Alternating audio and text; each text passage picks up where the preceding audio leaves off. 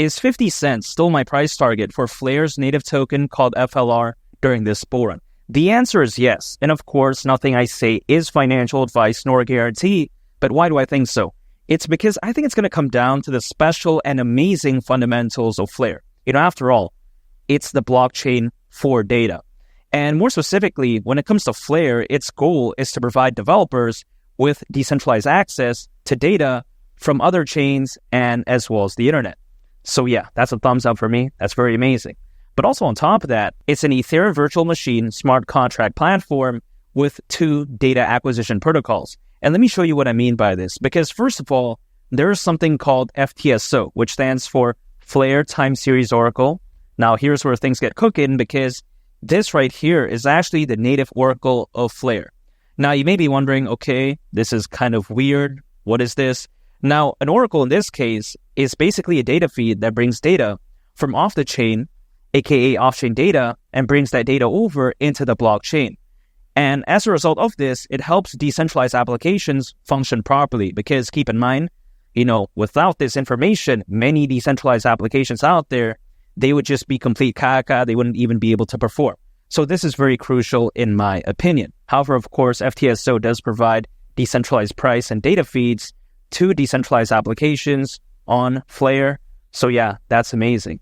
But with that out of the way, the second data acquisition protocol is something called the data connector. Now, here's where things get a little bit more exciting and this enables information from other blockchains and as well as the internet to be used on Flare. And more specifically, the data connector is used for trustless data proofs.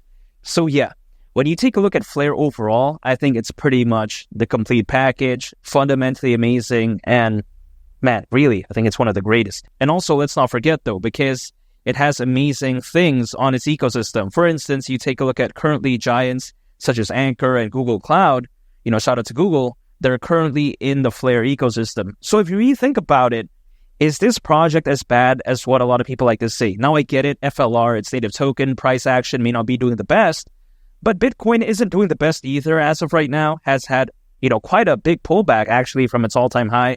Altcoins just in general, they're not doing that well. So in a time like this, what am I focusing on? I'm focusing on the fundamentals. I'm focusing on what a project is focused on. And when I take a look at Flare, if I just ignore what happens to the price of FLR, as of right now in the short term, I'll understand that fundamentally it's very amazing. Nothing bad happened to it, despite FLR not doing the best, of course, in terms of price. But even besides that, that's why I'm still bullish on it. Also, let's take this into consideration, right? FLR at the price of 50 cents isn't crazy. If it were to go to that price, considering its current circulating supply, market cap would be around $23 billion. Not too bad. We've seen BNB reach over $100 billion in market cap. And I don't think BNB is better than this. I mean, come on. Just last year, slightly over 2% of the crypto hacks that happened actually occurred on the BNB Smart Chain ecosystem, according to Crypto.com research. So yeah, that's not great. And also, at one point, Dogecoin reached over $80 billion in market cap. Now, of course, I'm not saying that, Flare is going to be a meme coin. Not saying that, but even though it has far less fans, if something like Doge can reach over 80 billion, why can't FLR at least go to around 23 billion? That's not even 50% of that, considering its amazing fundamentals that kind of evens out the playing field. So again, overall, if something like BNB can reach over 100 billion, Doge can reach over 80 billion, and even SHIB at one point reached around 40 billion, I think FLR at around 23 billion isn't insane. At least that's the way I view it. Now, of course, people like to say that, man, it's taking so long, but I don't think it's even really that much longer. Usually, altcoins, they've been known to peak around a year and a half to half a year after a Bitcoin halving event. Now, the Bitcoin halving event happened back in April. But even despite this, again, some people understanding this, they have this misconception that altcoins have the peak right now or not their caca. But again, that's not historically even the case. If we base this off the last Bitcoin halving event, altcoins could very well peak either October this year to October next year. Now, with that range in mind, I don't think it's really going to happen in 2024. Now, that's just my opinion. I'm more so looking at 2025, so that's what I'm focusing on. But even if, let's say, there is a worst case scenario, based off of history, and let's say altcoins, they peak near the end of next year, I really don't mind because, if anything, it's actually more time for me to accumulate, which I don't think, again, is a bad thing. If I have more time to accumulate something that I like, of course, I'll take that chance. Now, of course, not financial advice, but my strategy isn't like a lot of people who like to day trade or use leverage or swing trade. My strategy, on the contrary, is actually very simple. I'm dollar cost averaging. I'm acquiring anytime earned income. I'm holding and I'm just waiting. That's it. And I just quite essentially ignore what happens in the short term and just focus more so on the long term. And why would I not? You take a look at the Bitcoin ETF, the number of institutional investors. I think better days are ahead for Bitcoin. I think it could very well at least go to the price of $150,000 during this bull run. Now, not financial advice, but with those amazing factors, why not?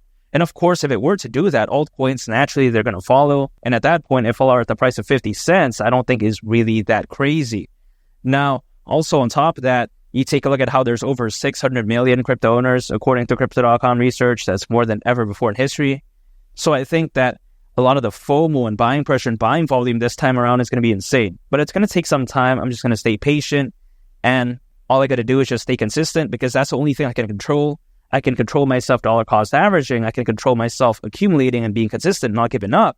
But I can't just wave a magic wand and say that, yeah, FLR has the pump right now. It's like, I can't do that, right?